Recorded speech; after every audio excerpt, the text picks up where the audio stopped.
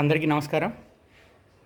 ఈరోజు మన ఇంటి పెరట్లో ఎటువంటి చెట్లు పెంచుకోవాలి అనే విషయాల మీద నాకు తెలిసినటువంటి కొన్ని విషయాలు మీకు తెలియజేస్తాను. పెరట్లో ప్రధానంగా 3 రకాల చెట్లు మనం పెంచుకోవచ్చు. 1 పండ్ల చెట్లు, 2 పూల చెట్లు, 3 అలంకారంగా ఉండే అట్రాక్టివ్గా ఉండేటువంటి చెట్లు.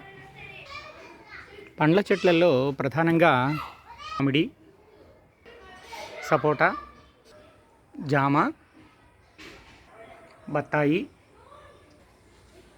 సీతాఫలం, పనస, దానిమ్మ, ఉసిరి, పెద్ద ఉసిరి, స్టార్ ఫ్రూట్, డ్రాగన్ ఫ్రూట్, అరటి, ముళ్ళు లేని కొండరేగి, యాలకులు మొదలైనటువంటివి.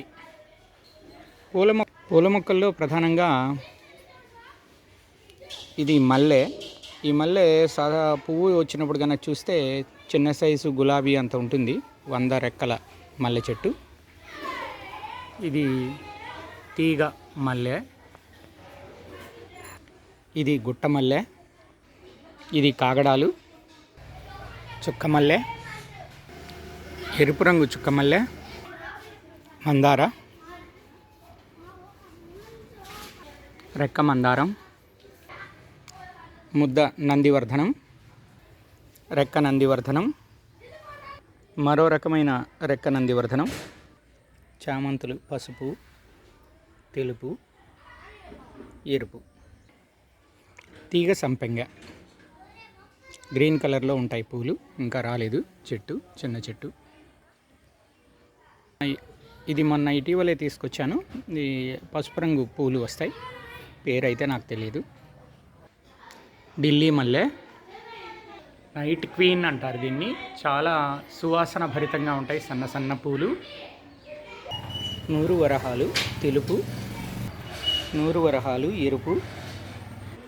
ఇది ఒక రకమైన అలంకారంగా ఉండే తెల్లని పూల చెట్టు. కొమ్మ నాటితే ఈజీగా మొక్కగా బ్రతుకుతుంది. కనకాంబరాలు, ఇంకా పూలు రాలేదు. మొదలైన పూల మొక్కలతో పాటుగా ఇంకా అలంకారంగా ఉండే మొక్కలు నేను కొన్ని మీకు చూపిస్తాను. ఈ మొక్క చూడండి, పింక్ కలర్ ఆకులు, ఆకర్షణీయంగా ఉంది. ఇది మరొక ఆకర్షణీయమైన అలంకారప్రియమైన మొక్క. ఇది కొమ్మ నాటితే ఈజీగా బ్రతుకుతుంది. ఇది రణపాలలో ఒక రకం అనుకుంటున్నా. ఇది దానిమ్మ లాంటి పూలు వస్తాయి, పూల చెట్టు. ఇది కాయలు కాయదు. తమలపాకు చాలా చక్కగా మనం ఈ స్టెయిర్ కేసు ఏదైతే ఉందో దానికి అల్లిచ్చేసాము. చాలా బాగా ఉంటుంది. అద్భుతంగా మెడిసినల్ ప్లాంట్ ఇది. ఒక రకంగా గ్యాస్ ట్రబుల్ ఉండేవాళ్ళు రోజు ఒక తమలపాకు నమిలి తినచ్చు. ఇది క్యాక్టస్లో ఒక రకము. మరో రకం క్యాక్టస్ ఇది. క్యాక్టస్ ఇది ఒక రకము.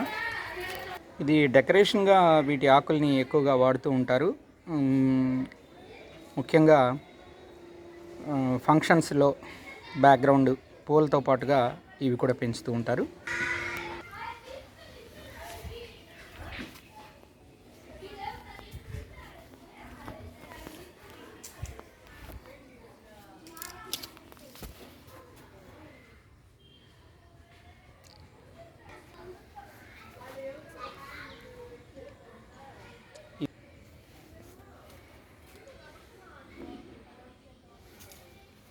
దట్టంగా ఆకులు,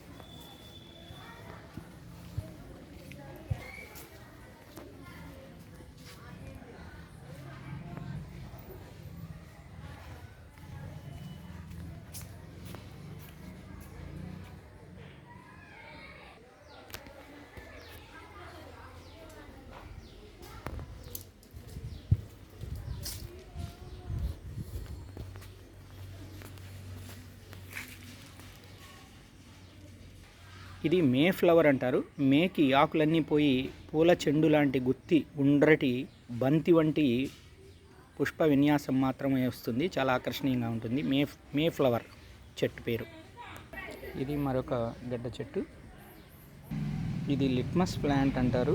షుగర్ ఉండేవాళ్ళు చక్కగా ఆకులు పుల్లగా ఉంటాయి. ఆకులు చాలా బాగా ప్రతిరోజు ఒక ఆకు తినవచ్చు. ఇంకా రకరకాల గులాబీలు కూడా ఉన్నాయి. అయితే గులాబీలకి ముళ్ళు ఉంటాయి. అందువలన కొంచెం సంచారానికి మనం తిరిగేదానికి కొంచెం దూరంగా ఎడంగా ఉండే చోటన మనం గులాబీ మొక్కలు పెంచుకోవాలి. ఒకసారి మా తోట మొత్తాన్ని చూపిస్తాను. మా ఇంటి ముందు ఉండేటువంటి తోట 40 అంకణాలు ఈ తోట కోసం మొత్తం వదిలేశాను. అద్భుతమైనటువంటి పండ్ల మొక్కలు, పూల మొక్కలు, ఆకర్షణీయంగా ఉండే మొక్కలు. ఇంకా ఇది కూడా ఫోటోలకి చాలా చక్కగా వస్తుంది. ఇలా రకరకాల మొక్కల్ని మనం పెంచుకోవచ్చు. ఇలా మామిడి ఏమో బంగినపల్లి మామిడిది, అదేమో చెరుకు రసాలు. అవతల కొబ్బరి కూడా ఉంది, టెంకాయ చెట్టు. అది కూడా కొబ్బరి బొండాలకు పెంచేటువంటి మొక్క.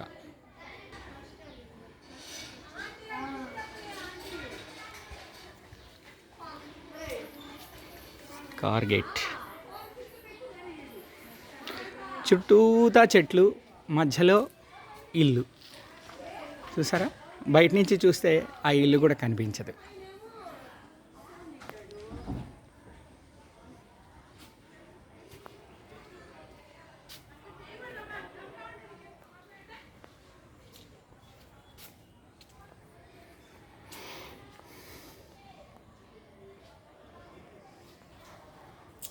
అక్కడ టేకు చెట్టు కూడా ఉంది, తీసేయాలి. నిమ్మ చెట్టు ఉంది అక్కడ పక్కనే.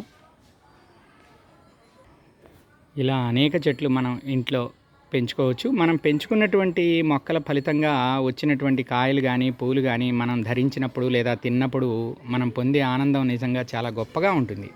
ఆ అనుభూతి అనేది మనం చెప్పలేని మంచి అనుభూతి కలుగుతుంది. మన జామ చెట్టుకి కాసిన కాయలు కొన్న జామకాయల కంటే కూడా చాలా ఆనందాన్ని, తృప్తిని ఇస్తాయి.